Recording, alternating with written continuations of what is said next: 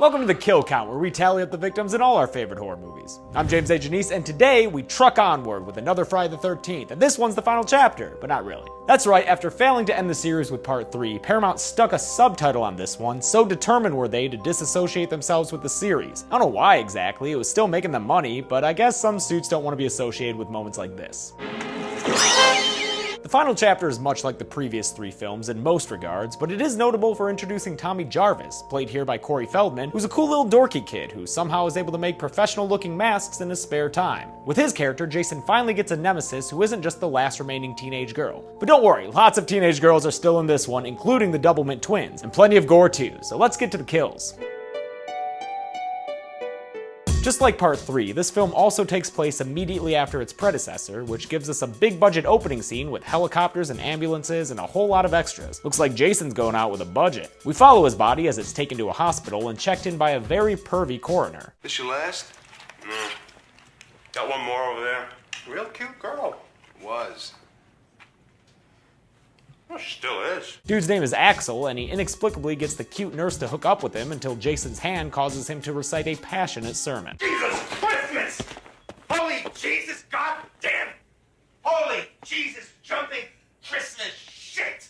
After the nurse gets upset and leaves him alone with his aerobic porn, Jason surprises him with a bone saw to the neck. Then Jason grabs his head and fucking twists it around backwards because Tom Savini is back for this movie and he wants the audience to know he means business. After that, Jason tracks down the nurse and chokeslams her against the wall before slitting her torso open with a scalpel. Anyway, you know the drill by now. 2 intro kills and then we meet the main characters. In this movie, it's the Jarvis family who lives in a house on Crystal Lake. There's Mama Jarvis, Trish Jarvis, and of course Feldog himself, Tommy Jarvis. Trish and Mama like jogs around the lake, while Tommy's into video games and making Henson-quality puppets. Moving next door to them for the summer is a group of very killable teenagers who pass Mrs. Voorhees' tombstone on their way, which is the first time the series revealed her full name. The kids also pass this hippie hitchhiker who you just have to see eat this banana for a long-ass time. Yeah, eat that banana.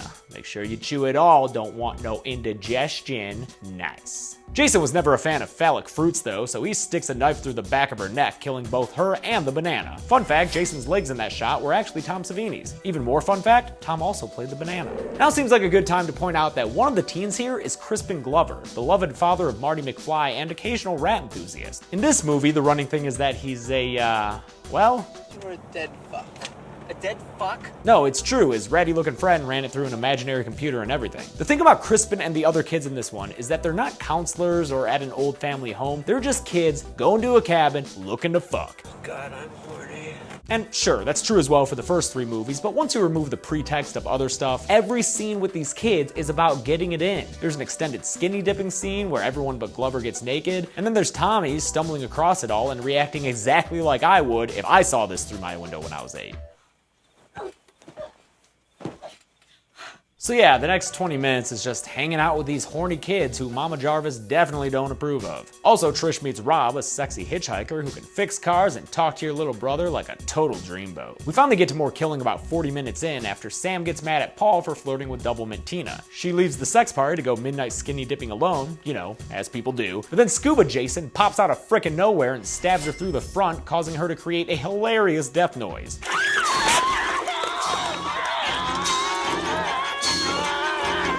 I can't tell if she's dying or having a great time, but either way, I'm really happy the actress made that choice. Back at the Chateau de Horny-Teen, Paul feels bad and goes off to find Sam, leaving Doublemint Tina free to hook up with Crispin Glover, while Teddy gets shunned by Doublemint Harry after he uses the same shitty pickup line he tried on her sister.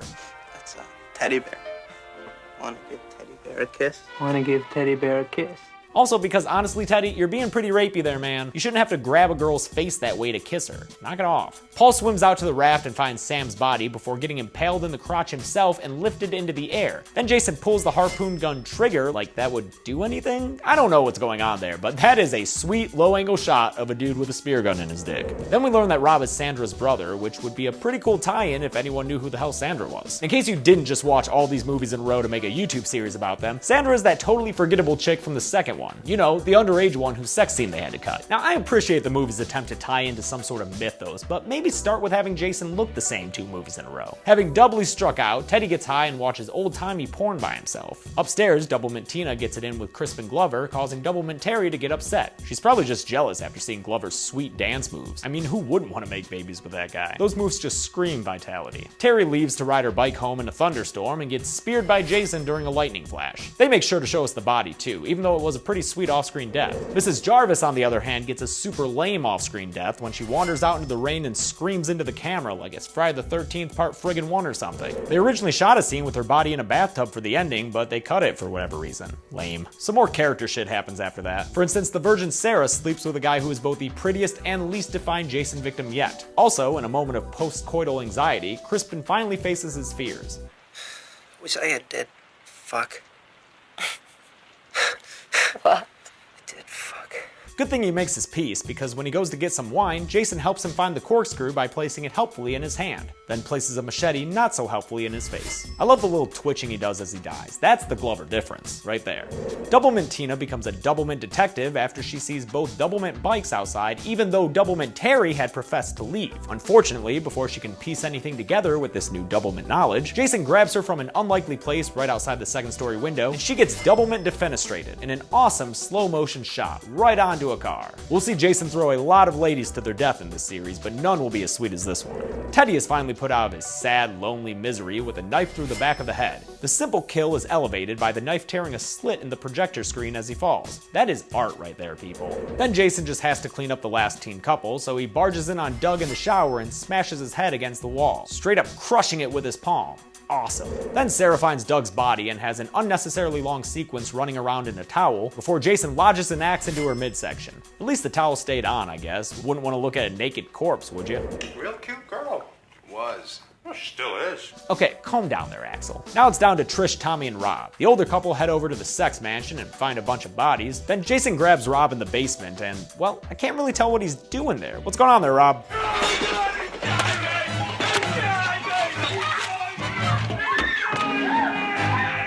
Oh right, he's killing him. Thanks, Rob. Wasn't sure. Trish runs the now familiar Final Girl circuit, finding a whole bunch of bodies as Jason chases her back and forth between the 2 houses, even causing her to leap out a window. Lots of defenestration in this movie. She manages to get some sweet hits in on him, like a TV to the head and a machete to the hand, but Jason probably would have choked her to death if it wasn't for Tommy going all punk metal and using his makeup skills to trick Jason into a confused kind of vulnerability. Trish uses the opportunity to knock Jason's mask off, and then Tommy freaking stabs him in the face, and then Jason falls and slides down onto the machete in his face. Oh, it looks a little silly, a little gruesome, and pretty freaking awesome. Just to make sure the job's done, Tommy goes ham on Jason in slow motion, telling him exactly what he wants him to do.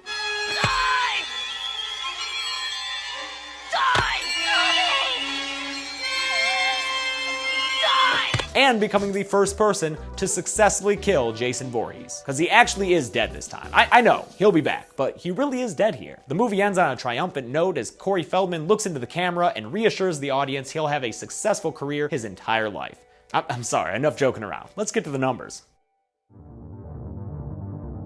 Jason kills 13 people in Friday the 13th, the final chapter, 7 girls and 6 guys. He's in turn killed by Tommy, giving us a grand total of 14 deaths in this movie, evenly split among genders. At a runtime of 91 minutes, that's a death on average every 6.5 minutes, the current kill frequency champion. For coolest death, I'm gonna have to give the golden chainsaw to Jason himself, what with that 10 out of 10 face slide. Lamest goes to Mama Jarvis, it was entirely off screen, but at least she didn't go out screaming, "He's killing me, he's killing me."